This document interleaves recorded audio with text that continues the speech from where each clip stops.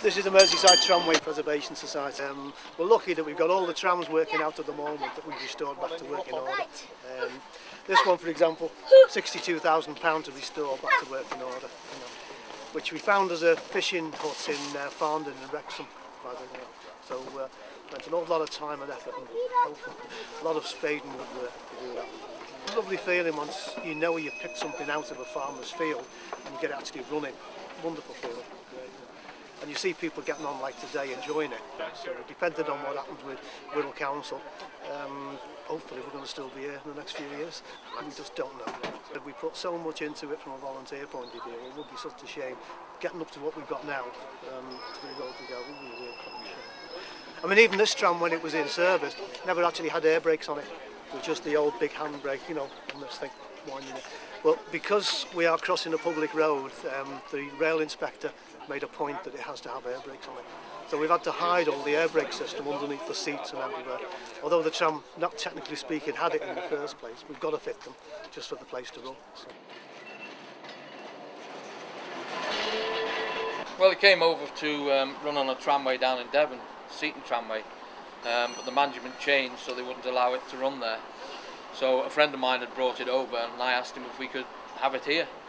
And the side of the tram had been ripped out by a lorry in Lisbon. That's how we got it. It was going to scrap over there, and spent 2 years rebuilding it and re-gauging it for our gauge, because this is Lisbon's narrow gauge, this is standard gauge, and here it is. And, very popular tram, as you can see. In the 50s most of the tramways finished up here. Well, this hopefully will run through to Seacombe eventually, and round Wirral Waters when that's completed. It's going to be many years ahead. Whether I'll be around to see it, I don't know. This restoration, yes, you can see it going on inside now. There's Warrington number 2 being built up from nothing. There's the Liverpool 245 that was in the Large Objects Museum in Suffolk from the weather. That's being virtually rebuilt.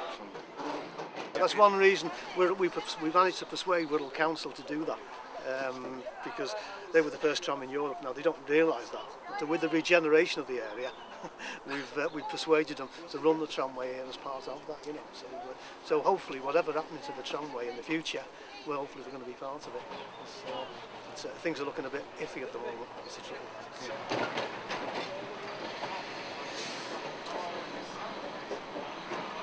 And obviously, a day like today, well, this is our day. See you later.